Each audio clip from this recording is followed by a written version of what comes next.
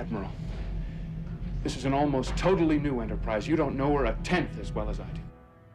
Whenever I think about this project, I constantly go back to that line. This is an almost totally new enterprise. They did an amazing job with updating this iconic spaceship, yet keeping it in silhouette, the Enterprise that we were used to. And the art director, Matt Jeffries, was an aircraft fanatic. What he, together with Gene, came up with was amazing.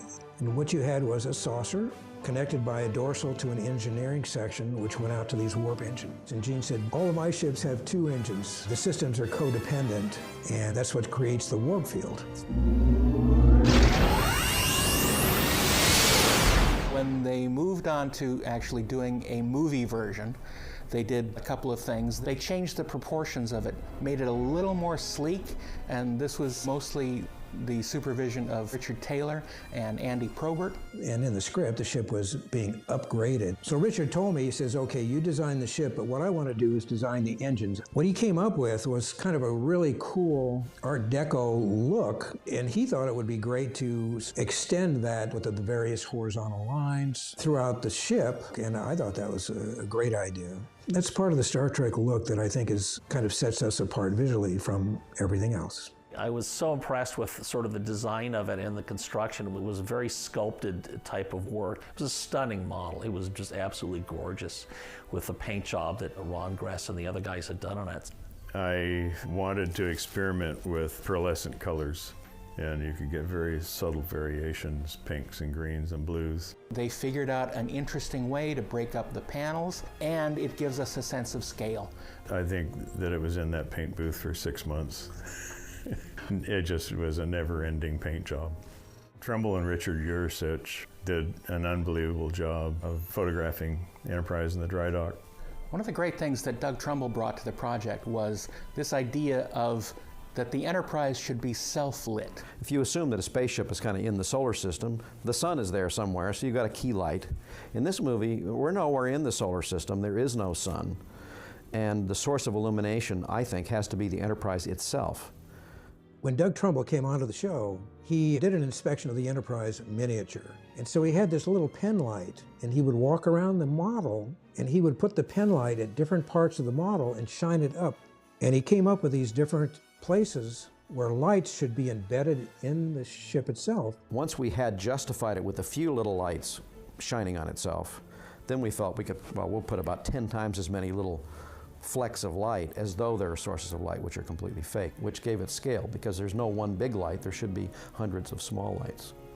You couldn't use blue screen on it easily because of its highly reflective surface. You would just see pockets of blue in the body of the ship. So the way they decided to do this is something called front light, back light matting. And what you do is you shoot the model fully lit with all its blinky lights and everything in front of black, just a black background, so that you get a clean image of the ship. And then this is all done via motion control, so you can repeat the movement on the ship. Then you turn off all the lights on the ship and you put a white background behind the ship and you hit light on that. So you're basically getting a shadow of the ship that is serving as a matte. And from that, you're able to generate a matte that will cut out the original shot of the ship and be able to put it on a background. When I saw some of the initial footage, I was just blown away. It was absolutely beautiful. Back in the year 2001, when we did the project the first time, I had built a model of the movie Enterprise in Lightwave. And I had blueprints and a lot of photographs and reference.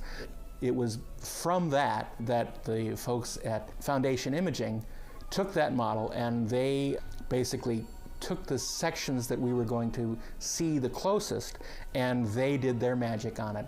I made arrangements to have the original models of the Klingon cruiser, the Enterprise, and the Work Bee sent up to Foundation Imaging. So it was there for everyone to look at and be able to get reference from and take measurements and just basically spend some quality time in its presence. We had a group of such passionate and loving artists that they would go down there, study every inch, and run back and want to reproduce it the best that they possibly could. They were able to scrutinize every inch of the model. And I'll tell you, along the nacelles in the back, there are tiny little squares that I never saw in the film that you could never see.